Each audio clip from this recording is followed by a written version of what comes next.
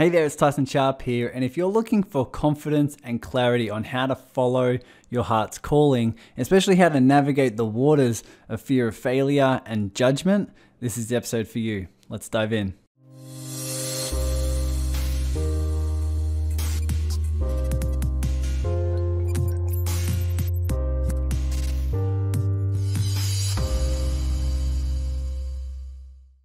Hello and welcome back to another episode, guys, of the Awaken Your Business podcast. I have Joe Hawley here. If you're a fan of NFL, which I don't watch much of, but if you're a fan, his name probably sounds familiar. Being in the NFL for a long time and for 8 years, I believe, and being in a space of just doing what you love and being in that space. The reason why Joe's here is to be an example and to share some tips of truly following your heart.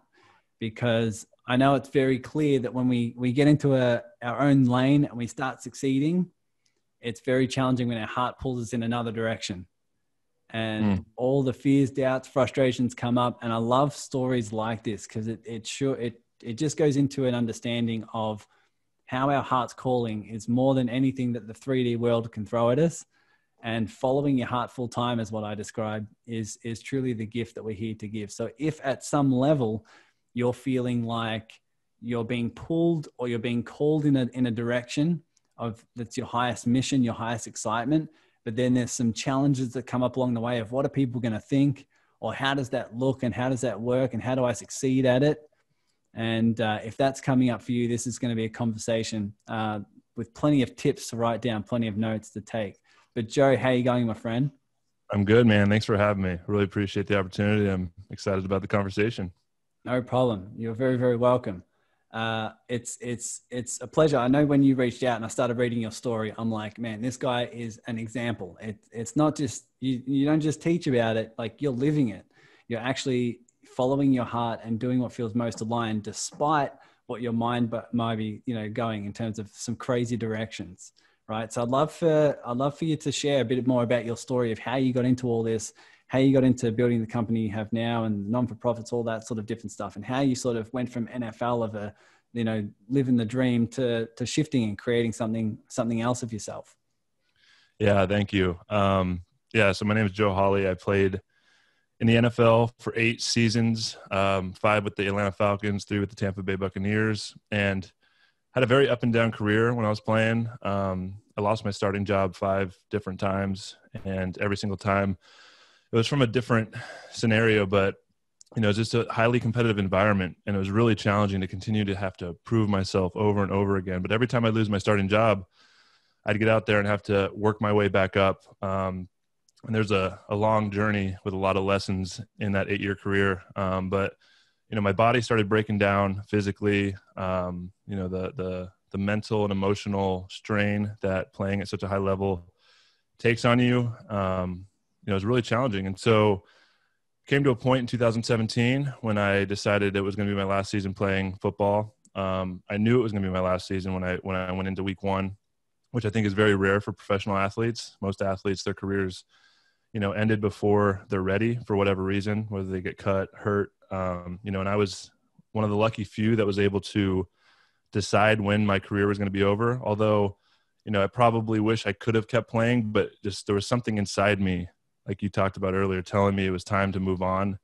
And I was able to spend that whole last year really being present with the experience through all the challenges, all the good times, and just being really grateful for everything that was unfolding, because I knew I was trying to soak it all up.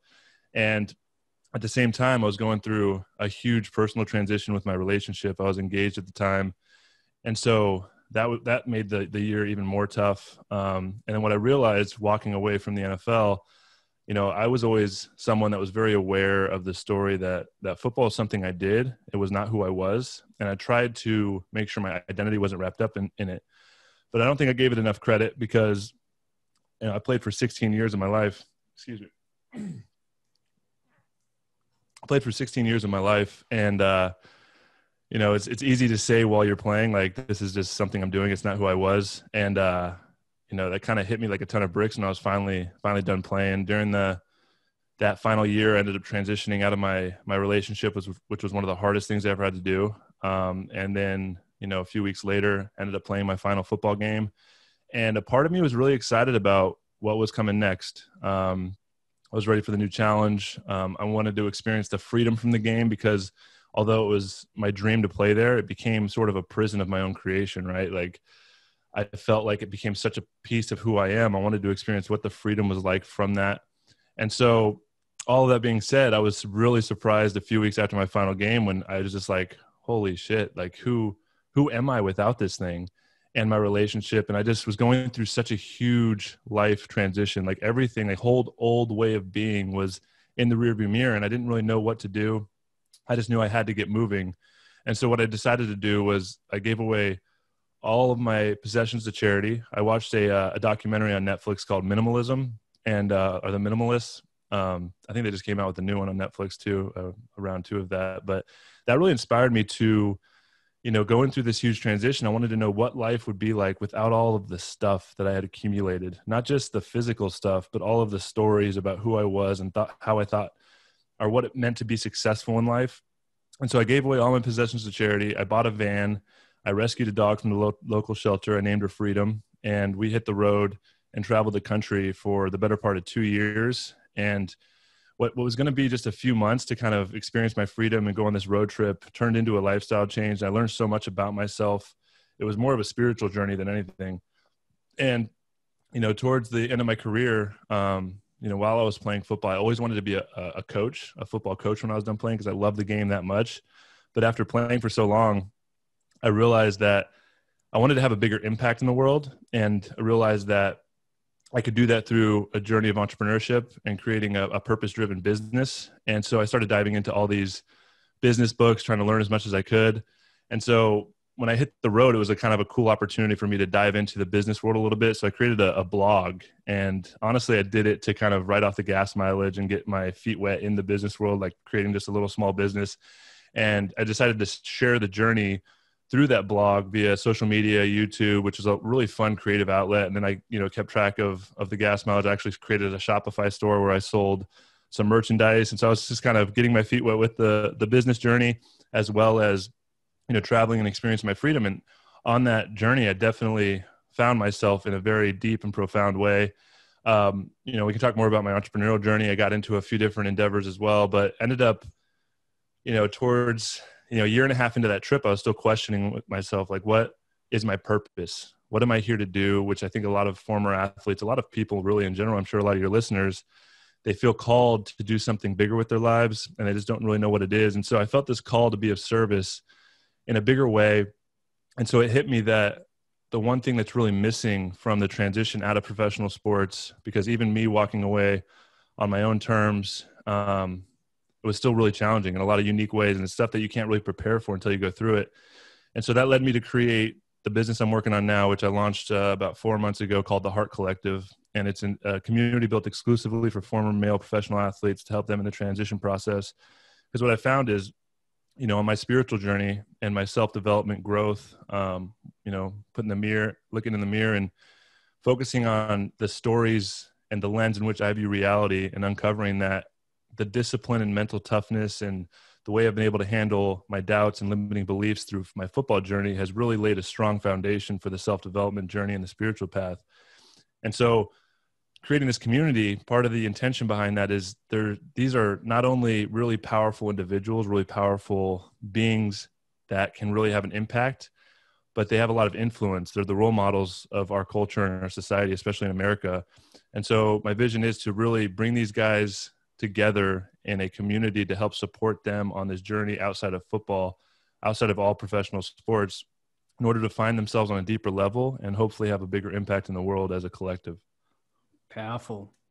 A few questions come from that. I'd love to dive in deep into some of the details, but one thing I'm curious about, because a lot of people listening won't necessarily understand the position that these athletes are in terms of reaching, the highest of highs, reaching the highest form of playing the sport they love, and then moving away from it. And I know you talked about throughout your career, you saw football and the NFL as something that it wasn't who you are. did any answer come through in terms of who you are? Did you associate it with something else, or did you have any sort of, spiritual understanding of who you are if you're not football? Yeah, I mean, while I was playing, I don't think I realized how much of a part of my identity it actually was. Because they do, provide a lot of resources, and there's always people in your ear trying to say, make sure you have a backup plan, make sure, this isn't going to last forever, make sure you know what you're going to do. But it's challenging because in order to make it at that high a level, you have to be so singularly focused on achieving that goal that you can't have a backup plan, because as soon as you do, you're going to take it because it's that challenging and that difficult. And I've always been a seeker of truth. I've always wanted to understand the universe on a deeper level. I grew up in a Christian household, and, that never really vibed with me, the dogmatic, narrow vision of what reality is and the belief systems that you kind of have to adopt. And, I've always had questions around that as well. And so it wasn't until about halfway through my career when I started meditating that I really started. And I was, I had this real resistance to the idea of meditation from my Christian upbringing. And even my dad to this day will say it's like some kind of Eastern mysticism or a way that the devil can get into your mind. Like that's kind of where my beliefs were growing up. And it wasn't until about halfway through my career, I was with the Falcons, and then these mindset coaches came in and they pitched meditation as this tool to help decrease anxiety, help you deal with, the hard, ships of the NFL and the hyper competitive environment, help increase your performance on the field, your focus. And so that really was like, okay, it's just it's a tool to help strengthen my mind. It doesn't really need to be a spiritual thing. And so that's when I decided to start really diving in, and I started researching and looking at the, all the science behind it. They have these fMRI scans of these brains that really just light up when people meditate. And and so at that time, all the stuff about CTE and brain trauma was coming out. So I really wanted to be proactive with my brain. And so that's what kept me with meditation, because I know a lot of people who start meditating, they say, a story around like something like, I'm not good at it, or it just doesn't work for me. My mind's, races too much. But that's really the whole point, right? Is to become aware of your thoughts. And so doing that research and being proactive to try and take care of my brain health is really what made me stick with it, because it was just as challenging for me as anybody. I was sitting there like, just sitting for 5 minutes and just realizing how fast my mind races and how much I couldn't focus. And, that was, probably 8 years ago now. And now I have a really deep meditation practice. It's opened me up in ways that I couldn't have imagined at the time, as far as understanding who I am on a deeper level, the stories that, cloud the lens in which I view reality. And I've been able to work through a lot of those stories on this deep healing journey I've been on since then. But that was really the kind of foundation that I found while I was playing. But still, it wasn't until I was done playing when I was, was that form of that ego death I had to experience, of this piece of me that was such a part of who I was. I had to, grieve that and let that go. And I had to tell myself a new story of who I was. And I'm so grateful that I decided to hit the road, because when I was out on the road, I really was able to have space and time with myself. And, driving is just a meditation in itself. A lot of times I just drive in silence, listen to a lot of audiobooks, different podcasts that really just expanded my mind and deepened my knowing of who I am on a deeper level. Beautiful. I don't think you're listening to the Awaken Your Business podcast, were you, when you're traveling around? That would be funny. The thing I'm keen to know is, what have you seen by the athletes, whether it be in NFL or other professional sport, when they do leave? What are the patterns that you've seen? Because you weren't, as it seemed like, not as attached to football as an identity, but it seemed like when you left, there was that death, there was that, that attachment to this is a part of me, this is who I am. It's no longer. How have you seen other people navigate that in terms of what patterns come up for them when they leave the sport? What are the challenges that you've seen they face, and how do they generally go through that process? Do most struggle? I think it's really challenging in a lot of unique ways. It's hard. I think this feeling of isolation and loneliness is what I dealt with. I think a lot of people don't realize that, my identity, I had to figure out who I was without the game. But then all the people closest to me, like my parents and my fiance, this is part of the reason that we ended up breaking up. And there's obviously a lot of foundational issues in our relationship. But when I approached her and told her it was going to be my last year playing football, she had a real hard time digesting that. And she was not supportive because her identity was just as lost in football as mine was. And she didn't know, she was worried about money, and my dad, the first thing he said is like, he was just dumbfounded that I would walk away from the dream that I had been working so hard for, say no to millions of dollars. And so walking away from the NFL was really challenging in a lot of ways because I didn't really feel supported, and it actually isolated me more from the people I love the most because their identity of me, I was really estranged with my parents. And the one thing we had in common is like, oh, okay, I'm a football player. And, I felt like I was being treated more of a football player than their actual son. And so it created this distance, and it's been a really beautiful journey hitting the road. And I've actually been on this really deep healing journey with my parents, which has been really beautiful, showing up for who I am on a deeper level rather than just this idea of being a football player. But yeah, I mean, I think a lot of guys struggle with that. A lot of guys struggle with letting go. They don't know how to move through it. They don't know how to properly grieve it. I think a lot of guys, they continue to try and stay in the NFL longer than they, can. Like they try and push through injury, or maybe they fizzle out and they just try another year. Or maybe they're a rookie that didn't really make it, so they spend 2 or 3 years trying to get back into the league. And so it comes to a point when they finally have to come with terms like, okay, I'm never going to play this sport. And that's a really, really hard thing to do. It is. Yeah. And I know everyone listening can relate this because not all of us have been NFL players, but a lot of us are attached to certain identities. And it can be just as painful, right? To have you have this attachment where it says, this is who I am.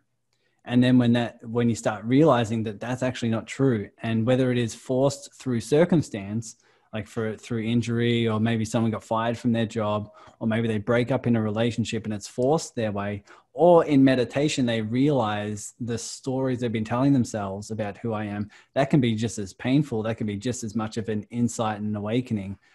So I'm always curious about those sort of questions, because as we go throughout our goals and follow our heart's journey, it can be a very, very good reminder along the way that the destination is not what we're after. And in fact, that's just allowing us to evolve as spiritual beings. But we can identify, we can see the identities that we build along that journey and realize, okay, this needs to die now. It's ready for me to let go of this. It's ready for me to find out who I am without that. Right. I think it's really cool. But give me some indication on when you were playing NFL and you said you just had this knowing, this calling that said you meant for something else. What did that feel like? Give us an understanding of what that was like.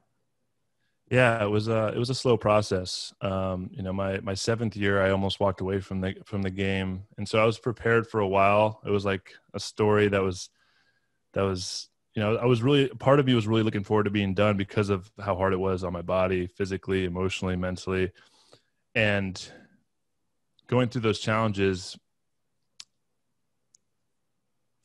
I'm sorry, what was the question again? What was it like when you felt like you had this calling, when you felt like there was something other than the sport that was your part of your mission, even while you were playing? What was that like?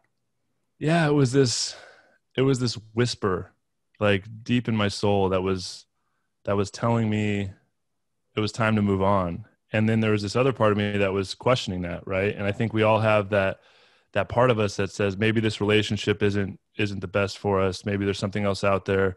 Maybe this job, I'm not really happy, but what else is there, right? And so when we start getting that whisper from our hearts telling us to move on or let go, or there's something better out there for us, we don't know what that is, right? So there's this comfort in the known that we hold on to, like you were talking about. And to look out into the unknown is really scary. It's really scary because you don't know. Like human nature, we want to know. But one of the only truths that is an absolute truth is impermanence. Everything is impermanent. It's constantly shifting. And so for me to answer that call, it takes a lot of courage, right? It takes a lot of courage to say no. Like when I was going through that breakup with my relationship, I mean, I loved her deeply, but there was a piece of me that was like, you deserve better. You deserve better. And I could have settled with that relationship, but I knew I deserved better, and it wasn't totally bad, right? But it was like, it's not what I think it can be, but I didn't know what that can be looked like. And so when I finally let go of all of it and I was sitting on my couch and I made this decision to hit the road, I didn't have any idea what it would be like living in a van or traveling.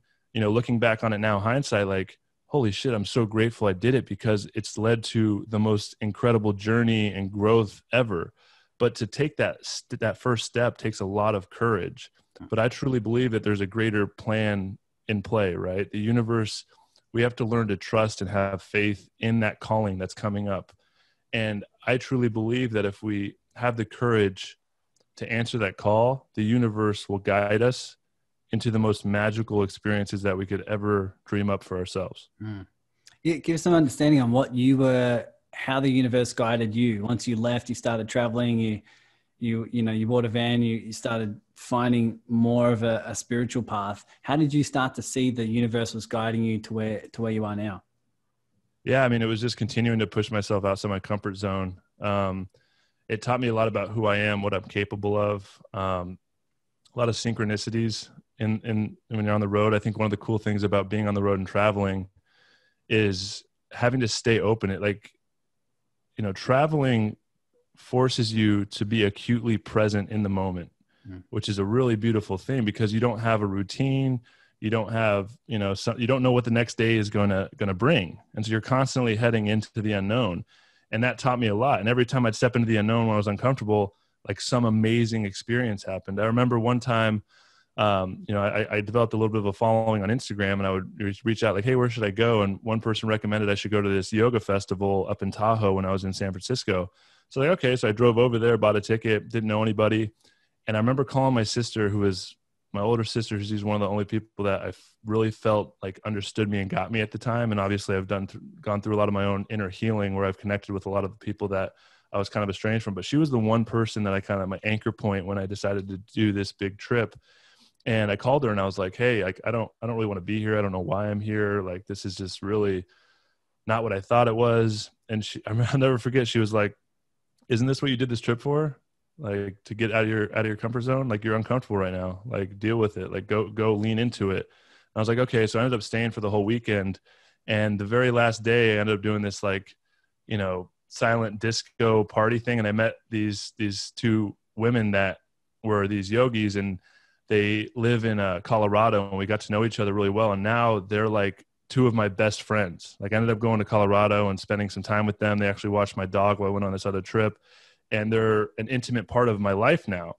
And if I wouldn't have leaned into that discomfort, then I would have never met them. But it was almost divine how that synchronicity happened, because when we connected, it was like we already knew each other.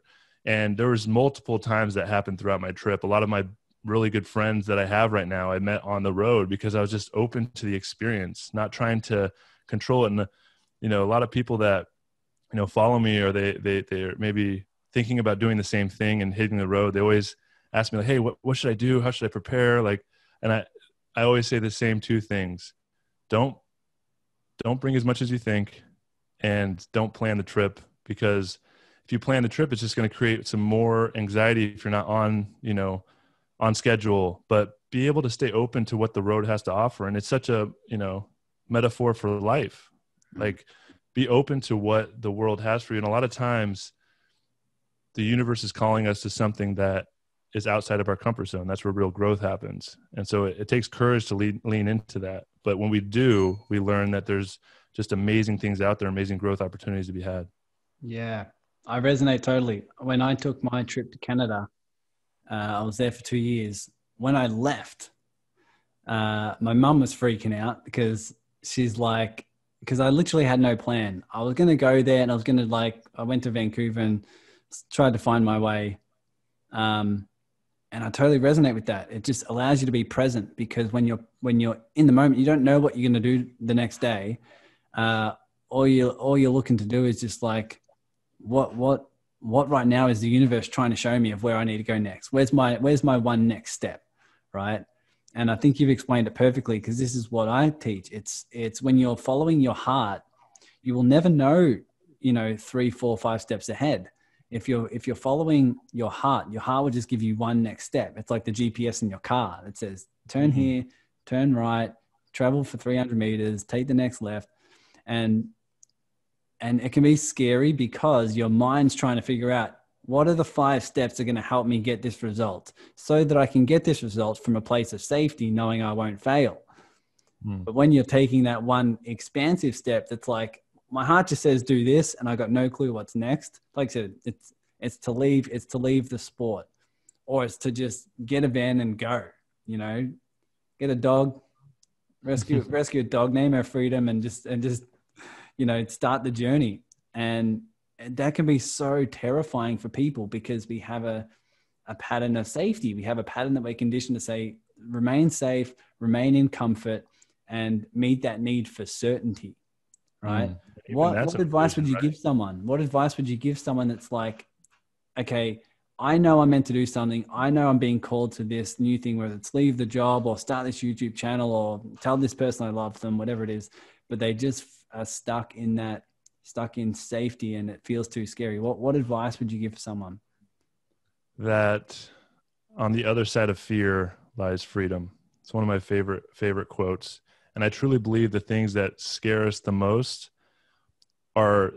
it's the compass of what we should head towards, right? Because as we approach our fears and go towards the things that scare us, it's usually outside of our comfort zone. And that's where the most growth is going to happen. And you're going to realize that fear is just an illusion, right? There's a story that was created from some sort of experience when we were younger that told us it's not safe, whether that's, our parents, our peers, our society we grew up in. All these stories that program us into it's not safe to go after our dreams. And if we go towards the thing that scares us, that's usually where our purpose lies. That's where our vision lies. That's where the thing that we want to achieve lies. And it's like the universe's test, right? It's not going to be easy. It's not going to be just handed to you. And you're not going to be able to know what you're made of or who you are unless you go towards the things that scare you. And if you keep using that as your compass, going towards the thing that scare you, you're going to keep moving that out of the way and conquering those fears. And you're going to realize you're capable of achieving and doing anything you put your mind to, because we are all that powerful. What do you think the universe is testing you for now? Is there anything that's right now outside your comfort zone that's scary but feels expansive? What's the universe trying to teach you now? Yeah, I mean, with this business I'm building, man, even this week I've been dealing with, these feelings of doubt and fear are creeping in, whether I'm capable. Growing a business is really challenging. And that's the cool thing about being an entrepreneur is it puts you up against, your fears and your limiting beliefs and your doubts constantly. It's just, entrepreneurship is just a personal growth journey, really, because even the business you're creating is a direct reflection. It's just a mirror of your own energy. And, I'm creating a community. I've got 5 members. I got a few members in the pipeline. I'm having trouble converting them because there's a lot of different, with this kind of niche of a group with former athletes. I think a lot of people have tried to create what I'm kind of creating. I think I'm doing it in a little bit different angle, but it's really challenging for a lot of different reasons. And, I've worked through a lot of my own fears to even launch this company, but now as I'm working to grow it, I'm coming right up against, my feelings of doubt, if I'm capable, and, just continuing to trust and know that this thing is bigger than me. It's wanting to be created through me. And I have to trust that I'm partnered with the universe, right? I like to say, my business partner is the universe. And although it's going to challenge me and kind of probably end up being something completely different than what I think, it's just continuing to show up and work through that and trust that this is just bigger than me. And I think when any of us show up and ask the universe, how can I be of service? There's going to be something that, is birthed within you that's going to call you to things bigger than you even had dreamed up for yourself. And, I just continuing to move forward. I see also, the amount of fear and suffering that's going on in the world, and, just trying to do my part to help people work through their stories and work through the program, like this idea of the metacognition, right? Like the thinking about thinking. Most people think they're their thoughts or their emotions or the thing that comes up and triggers them or tells them they can't. They identify with that so much. And that's why a beautiful thing about meditation is like creating that separation, that distance between you and your thoughts, and you're able to see them. And so when these fears and doubts do come up, I can observe them and say, okay, where are you coming from? Where are you originating from? Why are you here? What are you here to teach me? And be able to move through that. It's just such a beautiful way to be, because then you're not so attached, and it gives you a lot of space to really show up and move through those stories. Did your team or people in the NFL adopt that mentality of meditation? Did a lot stick with it when the people came in to pitch this as an idea? Did many people welcome it? Did they stick to it? What was it like being in that culture? Yeah, I mean, it's fascinating. Not a lot of guys, it was like an optional thing, and only a very few number of guys, I think a handful of guys, actually went to the meetings, and they had this app and stuff, and downloaded the app and actually stuck with practicing it. And so there's a couple of my teammates that I was able to come to work and like talk about the experience of like meditating and how it's helping. And, you know, if someone was really stressed out, I'd be like, have you been meditating?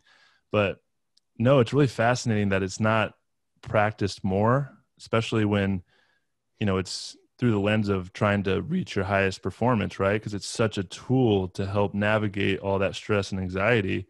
But no, I mean, it's a hyper masculine, toxic masculine kind of culture. And, you know, it's part of the reason that there's a lot of challenges. It's very egoic, egocentric, and it's not very, very heart centered. And, you know, emotions aren't talked about. I think it's just a microcosm for our culture and society at large, right? Like as men, we're told, you know, to be tough and toughen up and, you know, don't show emotion. And so a lot of men, especially athletes, are detached from their emotions.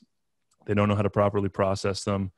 And, you know, on my own healing journey, I've really connected with who I am on a deeper level, my emotions, being able to feel them fully rather than suppress them. And I think that's part of the work of the community I'm building, is helping connect these guys with those deeper parts of themselves and being able to process and, you know, changing the idea of what masculinity. It's not necessarily we need like less masculinity. We just need a more mature masculine, right? And this whole idea, especially in American culture, is, and I'm sure the world, is this idea that, you know, a real warrior and what it means to be a real man is this like idea of Rambo, right? Sylvester Stallone sitting up in the tree fighting 30 bad guys and going and you know, working his ass off and killing them all and coming out victorious, and he did it alone. And it's like that's not what real masculinity is. And I've been thinking about this, you know, over the last couple months, and trying to realize, like, what is it mean to be a man, to be a warrior, to be a real like mature masculine? And it's to ask for help, to know that you're not alone. And a real warrior never stands alone, right? I like the idea of, you know, the story of 300, you know, and that movie is so amazing when Leonidas goes to the gates to fight the Persians and they hold off millions of soldiers. It's not because they're going out there and doing it alone. It's because they are so tied to the man next to them, right? And they have to rely so deeply on the man next to them. And so I think real masculinity is this collaboration, this doing it together, not this competitive nature, even in entrepreneurship, right? I that's why I love, you know, even me and you getting to know each other. You've already connected me with 2 people to help me in my business. It's really, the world needs to shift into this more collaborative, unified state. It's not competitive. If you live in a state of abundance, there's enough for everybody. So why don't we all support each other on this journey to make the world a better place? Love it. Because I love what you're saying in terms of that's where consciousness is shifting. It's shifting from this. It's not even like I said, it's not too much masculine. It's just like an overdeveloped masculine where there's not a balance between the masculine and feminine, which is both in us. And I don't know what it's like to be in that sport environment. I can just imagine the ego and the competitiveness, and that probably gives us the entertainment that we all love, right? Which is that fire and people who are trying to, it's basically kill the person with the ball, you know, and fight through the challenge, because we can relate with that within ourselves. It's just when that becomes overdeveloped, where you're pushing away the feminine and you're resisting emotion and you're not feeling what's already inside you, that it can be out of balance. And we can look at this from a soul's perspective and say, look, people are going through that journey so they can find that balance. And that's where you and the Heart Collective come into it as a community as well. I'm curious to know, when you were thinking about leaving the NFL, and you let your family know, and they had that identity wrapped up was like my partner's an NFL star. My son he plays NFL. He's a professional football player. And then when that was sort of taken away, you obviously explained that it was hard for them. What was your thought? What made you follow through anyway? And where are they at now with it? How do they feel about your journey now? Yeah, it was challenging to deal with that. I mean, I had been feeling that for a while, especially with my parents. There's a lot of different stuff that happened. It wasn't just football, but I did have this resistance and this story in my mind that, they love me because I play football.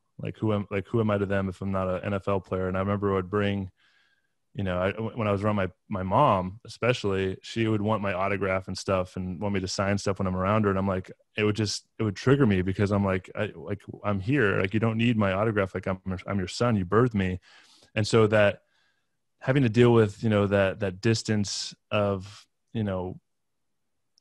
them not knowing who I am to them without being a football player. I remember before I hit the road, I was planning this great adventure across the country. I got my van and I decided to do a little Christmas vacation for my mom and my family. So I got us a house in Breckenridge, Colorado in February of 2018. And I'll never forget when I was there, it was just such weird energy between all of us.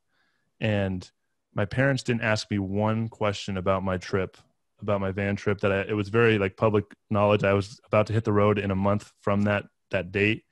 And they didn't ask me anything about it.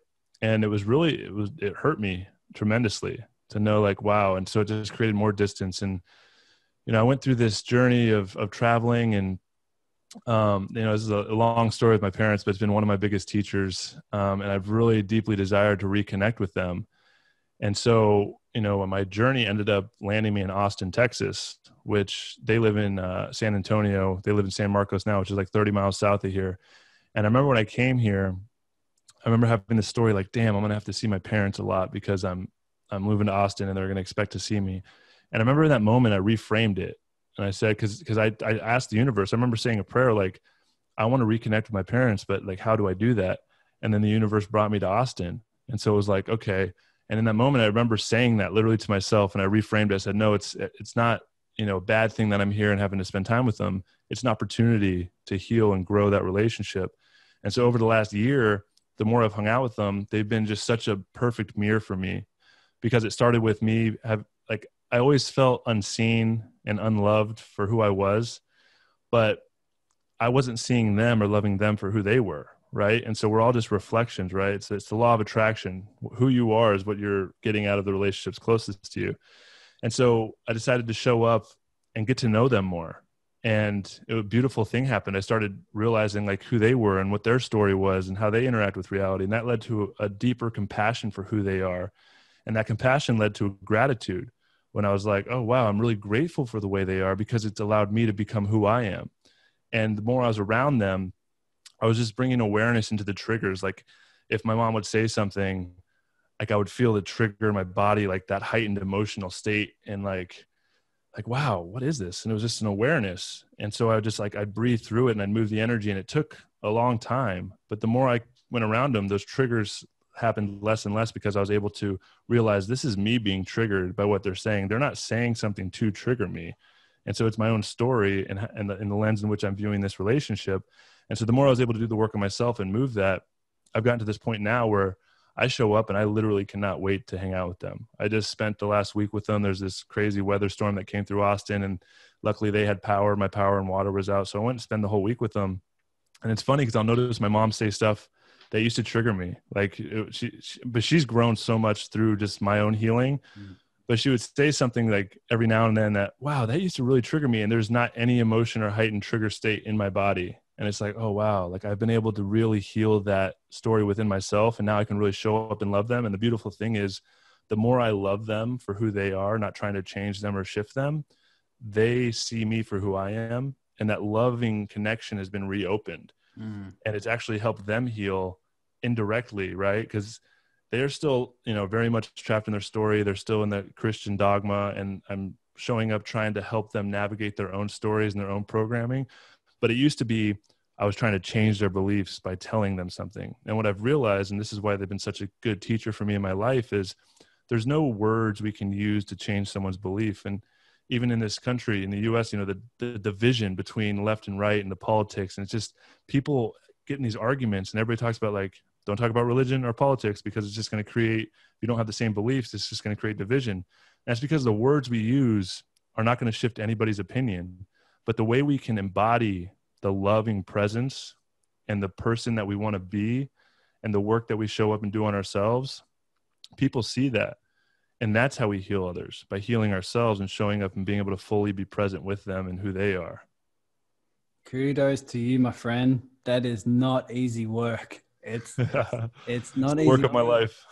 Yeah, it's not easy work to not only do it, but to remember. That's my next question. But I can truly feel into everyone listening and knowing these truths, but not living them. It's very, very clear that someone can intellectually know, when I heal myself, I heal you indirectly. Or when I love you unconditionally, I'm loving myself unconditionally. And they can see this relationship. Or they can even, like you described, listen to the lessons. They are perfectly who they are for who I need to become through this. Like we can intellectually know this, but for you to actually do it, for you to actually be triggered by your mom and go like, oh, there's a trigger here to be felt, and to actually breathe with it, to actually feel it, to heal that inner wound that's there.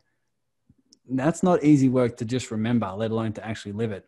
So do you have anything in your practice or any advice for someone who's wanting to remember in the moment that when there's a trigger, there's something to be healed? Is there something ways in which you think about it, or some practices or some things that you do to remind yourself? Yeah. I mean, I think it's, just like a sports analogy, like we don't just show up and play the games on Sunday, right? We practice countless hours to show up and perform. And so I think that's why it's really important to develop daily practices to work through and have an awareness of, maybe when life's a little bit easier. So when you're not in the triggered state, and the more you show up and practice, my meditation practice is very strong. I think journaling is one of the most powerful tools anybody can do. Just writing things down, being able to process stuff. Something really fascinating happens when you put pen to paper. It's like you're able to have a conversation with your higher self. So if you are triggered, going back home, like, well, just start with, I felt triggered today when I was around my mom. And then all of a sudden those stories start coming out on the paper. Like, it's really, really quite fascinating. And when I'm in the moment, I think really the meditation practice prepares you for this and being able to have an awareness of your breath. But the breath is the anchor point into the present moment, right? It's the one thing, it's the bridge between the conscious and the unconscious. It's the only thing that we do unconsciously without even thinking about it. And then as soon as we decide, boom, I can focus on my breath. And I can consciously choose how big I breathe, how fast I breathe. I can hold my breath. And it's not something I consciously need to think about, but I can all of a sudden become conscious of it. And so if we feel triggered in the moment, the breath was a huge tool for me, being able to breathe. I remember this one moment with my dad, and, he's, like I said, he's got these Christian beliefs. And, it's funny seeing, they want to shift my beliefs and get me to be saved by Jesus, right? Because they love me so much and they have this fear of what's going to happen when I die. And so me and my dad, one of the things that we do have something to talk about is our faith and our spirituality and his religious beliefs. And so I'd always bring these things up, and it would always lead to this point where I'd get triggered, and he'd get defensive, and then I'd feel in my body like that triggered feeling coming up, and then he would go, and then we'd start arguing, and all of a sudden it would just create disconnection, and we just would go our separate ways, and it was just a lot of like ugly, bad energy. And I remember at one point it got to that point again. It was just me and him sitting at a coffee shop, and we got to the point where I felt that trigger coming up within me, and he felt the trigger coming up within him. And it was unconscious, obviously, but all of a sudden I became aware of it. And I remember I'll never forget this moment. I took a deep breath, and I let the energy go out of my body. And I didn't say anything, but internally I said, I love you. And I just sent my dad love. And in that instant, he stopped and he's like, "Oh my gosh, Joe, I'm so sorry. Like I'm talking about my faith and I'm getting angry and defensive." And I didn't have to say anything. It was the energy. Like I moved the defensive, divisive energy. And I just like, I just love you. And in that moment, he stopped. And ever since then, we've been able to have these conversations. And instead of them getting triggered, we've been able to set these kind of boundaries where if we feel that energy coming up within them, and me being able to set my own proper boundaries when I feel the energy and be like, "Hey, it's okay. I love you. Like, we don't need to go there." It's come to a point where we'll get deep into these conversations now. And he'll be like, I don't want to talk about this anymore. Like, I love you and, I'm good. And so me being able to set my own boundaries has actually allowed him to set his own boundaries. And now we just have this loving connection where we don't necessarily believe the same things, because that's not really the point, because we really don't know what the universe is, right? It's an ineffable experience. And anytime we have concrete beliefs about what it is, you're creating divisiveness, right? It's about being curious and open to what the possibilities are. And so it's not about changing someone's beliefs because they don't know. It's about loving them fully, because that's really why we're here, is to have these interrelated connections with other humans. The experience of other is, I believe, the reason that this whole experience exists, because in, the esoteric absolute and nothing, like the duality that is this experience that was created, I believe God was very lonely, right? Like this idea that when he was everything, just pure energy, loving energy, there was no experience of what love was or experience at all, because there can't be experience unless there's an experience of other. So this whole experience of duality was created so that we could experience others, so we could have relations, so we could experience love and all these other lessons that are provided through this life experience. And so it's not about trying to change others, but trying to really just connect with them and love them fully for who they are. Mm. Wow. And it's gonna come up. Isn't that right? Especially the more we follow our heart's calling and we follow our heart's journey, the amount of people that trigger us, circumstances that trigger us, different events that trigger us, as you're explaining, it's not our job to change it and defend yourself and anything like that. It's just your job to love fully. That's really what we come down to. And the more you just love fully, as you say, that energy starts like transmuting. It's like energy alchemy. It's like the fear and the doubt that is driven by an inner wound is healed through love, right? And I'm in the practice of doing this daily. As everyone listening knows, I meditate in silence a lot on a day-to-day basis. And it allows me to, every time there's a trigger or something happening within my business or my clients or the community, I am in the space of just being like, how do I send it more love? How do I just be more love in this moment? And you'll find that you can love even the triggers. You can have gratitude and love for the things that are coming up in you, the things that are emerging, the things that are helping you grow, helping you expand. And I'm totally on board. And a lot of people who are into spirituality and other esoteric topics will also agree with you in saying that you're here to experience the duality. Your soul expands and your soul grows through experience. And recognizing, okay, if there's an experience here, if I'm in the NFL and I'm being called to something else, or if I leave the NFL and then there's this conflict with my family around identity, and then I just follow the road and just go on this journey of just living day by day. All the experiences, just my soul's loving it. My soul is expanding through these different experiences, which takes courage. And it also develops your level of trust, right? Exactly all the things you're saying. Because the more you trust and follow that uncertain path, the more you're welcoming in different experiences. And I think the more people can live that way, it's very easy to understand it. Living it and taking those leaps is is the tough part. That's when you're actually understanding it. That's when you're actually living it. So yeah, I think everything you're explaining here, is there anything else that's coming up for you that you think other people need to know who are listening to this topic?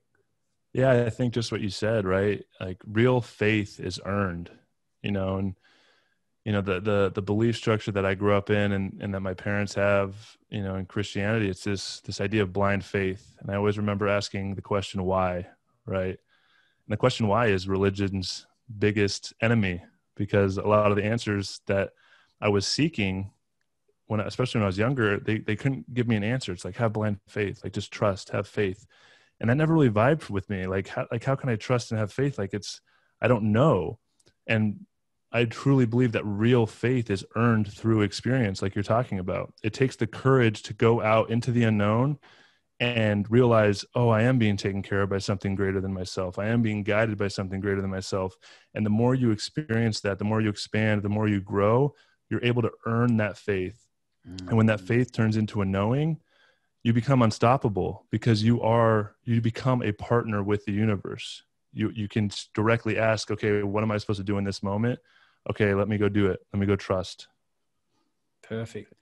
It's a tough piece. It's definitely in the form of the more you experience, and the more it's like the universe, your higher self, sending you signals that say, hey, go down this path. And then the more you don't listen to that, it's not going to send you any more, guidance and signals to say where you go. You're like, you didn't listen to the first one. So I'm going to wait patiently and loving until you listen to that calling. And I don't care how many nudges you need to take, and the nudge turns into a punch that turns into a sledgehammer. But, we're all being guided to something. And I think that's what's the underlying here, that people who are listening can take away here. You can feel when you sit in silence, or when you're throughout your day, you can feel you're being called to something, and that's not going away.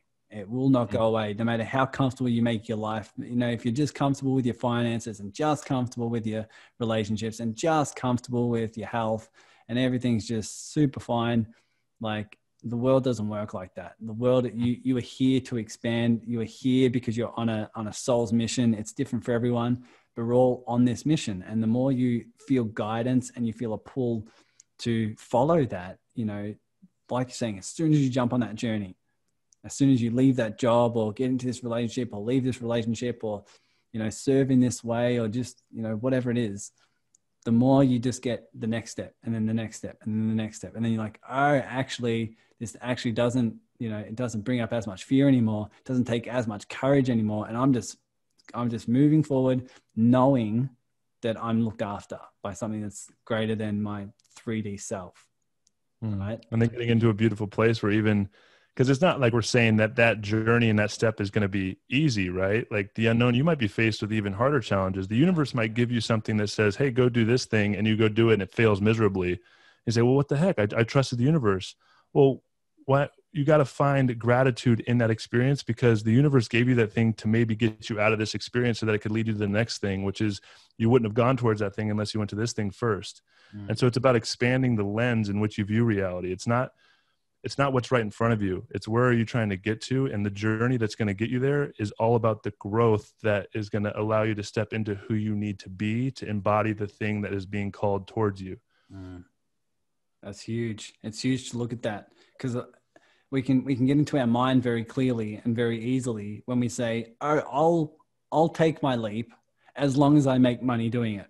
Right. Or I'll take my leap as long as this thing pans out the way my ego and my mind thinks it should pan out, and that's not real trust. That's you following your mind, not your heart. And so I love the idea of taking those leaps without conditions. If you leap without conditions, and you're like, I know, even if I go broke, even if I lose my relationships, even if whatever happens, even if there's so much pain, my relationship to the pain will change, because I know it's all happening for me. It's all on this guided journey, and my mind's freaking out, but my mind's okay. I can heal those inner wounds that are coming up. But as long as it's just that divine path of following your heart full time, without any conditions, without any expectations or assumptions as to what the outcome should be. That's when you start living this rich life. It's not that there's less pain. It's just that the pain has a different meaning. You have a different relationship with what's happening, right? It's just such a rich journey. Is that what you're finding now? What do you find the difference is between the way you live now compared to the way you were living in working in professional sports and living that life? Yeah, I've always had this innate trust that there is something greater than myself, right? And that's why when, I grew up in the Christian household, I always deeply desired a relationship with God, but I was told God is a man in the sky in this separate way. But realizing through my own experience that we are the experience of God having the experience. And so I've always had this trust, and there's so many deep lessons through my journey, like I talked about earlier, through football. I was challenged in a lot of different ways to trust. I mean, I lost my job a couple different times. My fifth year ended up working my way all the way back to becoming a starter finally in my fifth year, and fourth game into the season ended up blowing my knee out, ACL, MCL reconstruction. And I remember getting carted off the field, and that media was like, okay, this is happening for a reason. This is going to lead to something good. And that didn't make it not the most challenging experience of my entire life. That 1 year was one of the most challenging years of my entire life. It confronted me with a lot of different stories, but there was this deep underlying trust that this is going to lead to something greater. And then I ended up getting cut from the Falcons and ended up going to the Buccaneers the following year. And I was just this deep underlying trust. It was a lot of grief, a lot of stories, a lot of pain, but I just said, okay, where am I being led? And I went to Tampa and I had a resurgence of my career, ended up becoming a starter there. And it was one of the most beautiful things. I'm so grateful that I was able to have an experience of going to a different team and kind of starting fresh. And so it's just been a deepening of that trust through experience. And when I hit the road and continued to head into the unknown, just magic kept happening. And even like I talked about with my entrepreneurial journey, like I'm constantly being confronted with the stories of why I can't. We're not going to be able to transcend, a lot of people on the spiritual path is like, I need to kill the ego. I need to transcend the ego. First of all, you need the ego to have a sense of self, to even have an experience. So anybody that's saying that just doesn't really even know what they're talking about. So that ego is always there. And that's why it's really important to develop the tools and the practices and do them daily, because that mind and that ego, I'll find myself, if I don't meditate for a week or two, and I'll start getting really stressed out or anxious. And it's such a subtle thing. I'm like, why am I so in this space? It's like, oh, I haven't really found time for myself. I've got busy with life. And so it's like, when life seems busy and starts getting like, I need to do more. It's like, where am I trying to get to? That's the time when I need to really take some time for myself, find some silence and some quiet, and get to know myself more. And the ego is that tricky. It'll creep in if you're not showing up daily to practice the tools to really connect with the heart, connect with the body. And that's the journey, is continuing to find balance and navigate and become a partner with the ego, because the ego can become a very great tool if we're the ones in control of it and we have an awareness of it and what it's trying to teach us. But when it's running the show, it can be very, very destructive. The dance, isn't it? It's the dance between following your heart, and while you're doing that, being conscious of your ego coming up, but then simultaneously not judging or resisting the ego, finding there's just as much God in the ego as there is in anything else. It's all there to serve you. Man, I love it. And I know I could talk about this for hours more. But before we finish up, I'd love for you to talk about the Heart Collective, and I'd love for you to give an indication on where people can reach out to you to connect further. Yeah, thank you. You can follow me on Instagram at joe.hawley. The Heart Collective has an Instagram as well. It's the.heart, HART.collective. You can listen to me I got 2 podcasts, Quantum Coffee, which is, we have these amazing conversations about the unanswerable questions of the universe. It's a really fun conversational podcast. And then I have Life Beyond the Game, which is I bring on former pro athletes to talk about their transition, and that's more geared towards the community that I'm building. You can check out the community at theheartcollective.com. That's HART, theheartcollective.com. And then my personal website is joe-hawley.com. Amazing. So cool. Anything else you want to add to this conversation to make it feel complete that would allow the listeners to wrap this up? Yeah. What I've come to find is infinity and eternity is not something that takes place on a linear scale in both directions. Eternity can only live in the present moment, the eternal present now. And that's where infinity lives, right? And if you truly believe that we're infinite beings, then there is no rush. There's nowhere to really get to. So be patient with yourself, love what you're going through right now, because it's all a part of the journey. And it's like you said early in the podcast, it's not about the destination, because the destination, you're never really going to reach it, because it's an infinite journey that's going to continue evolving.